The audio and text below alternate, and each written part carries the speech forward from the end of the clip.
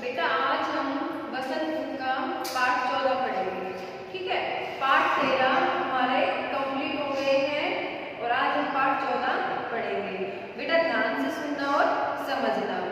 देखो पाठ 14 है हमारा खान पान की बदलती तस्वीर। पाठ का क्या नाम है बेटा? खान पान की बदलती तस्वीर। और इसके लेखक कौन है बेटा? प्रयाग शुक्ल जी इसके लेखक है। इसमें बेटा देखो लेसन का जो नाम है इसी नहीं है कि खान पान की बदलती तस्वीर। हमारे देश में जो खाने पीने की जो चीजें हैं वो सब कुछ बदल चुका है। हमारे जो स्थानीय व्यंजन थे वो लुप्त हो गए हैं, मतलब वो सारे गायब हो गए हैं। आज हम जो साउथ की जो चीजें हैं उन चीजों को ज्यादा, फास्ट फूड जो चीजें होती हैं उनको हम ज्यादा पसंद करते हैं। क्यों करते हैं बेटा? क्योंकि आज घरों में जो स्त्रियां होती हैं वो सभी नौकरी वाली होती है, ठीक है, जॉब वाली होती है। तो इसलिए ये फास्ट फूड एक तो बहुत जल्दी बन जाते हैं और खाने में बहुत ही टेस्टी होते हैं। और ये आजकल के जो बच्चे होते हैं या बच्चे बूढ़े जवान कोई भी, सभी को फास्ट फूड बहुत ही पसंद आते हैं। तो लेकिन इसके जो लेखक है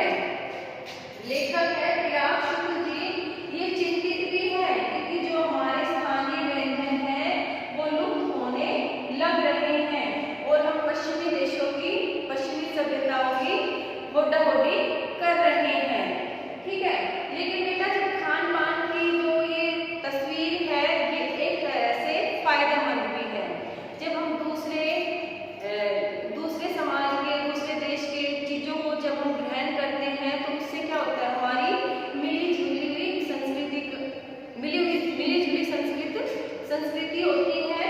ठीक है, संस्कृति बन जाती है, मिली जुली संस्कृति बन जाती है।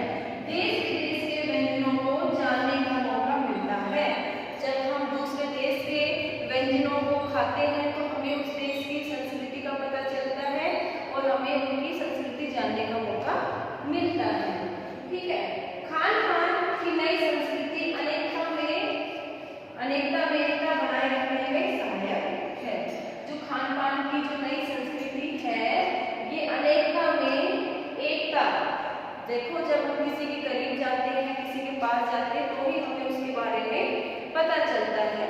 और अगर ये खान पान की संस्कृति नहीं होती तो हम जो विदेश में है, खान पान है, उसके बारे में हमें पता नहीं चलता।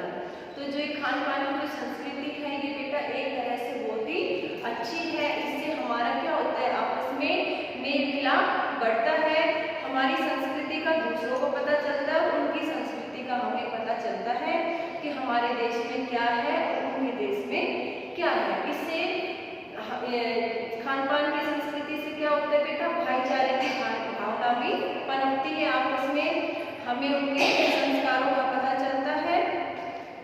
लेकिन बेटा इसमें जो लेखक है चिंतित भी है। क्यों चिंतित है?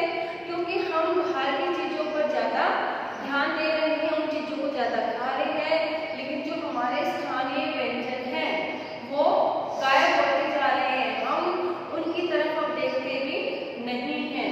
ठीक है, तो इसलिए लेखक कह रहा है कि ये बहुत अच्छी बात है खान पान की संस्कृति की, आपस में इससे मेल जोल बढ़ता है, हमें एक दूसरे को जानने का मौका मिलता है। लेकिन जो हमारे स्थानीय व्यंजन हैं वो गायब नहीं होने चाहिए, उनको भी साथ लेकर चलना चाहिए। मतलब हम वो जो चीजें खाते हैं तो हमें अपने स्थानीय व्यंजन को भी खाना चाहिए।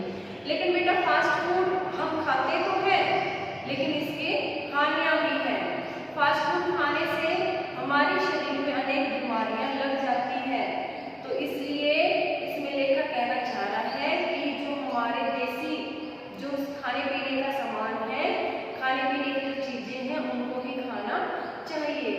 लेकिन वो कह रहे हैं अगर हम एक दूसरे की सहायता, एक दूसरे के व्यंजनों को नहीं चखेंगे, नहीं करेंगे तो हमें संस्कृति का पता भी नहीं चलेगा। कहने का तात्पर्य बेटा ये है, लेखक कहना चाह रहा है कि हमें विदेशी जो खाना है उसको अपना तो रहे हैं लेकिन जो हमारे स्थानीय व्यंजन है उनको नहीं छोड़ना चाहिए। लेकिन हमें ज़्यादा भी विदेशी खाने को नहीं अपनाना चाहिए, क्योंकि ये हमारे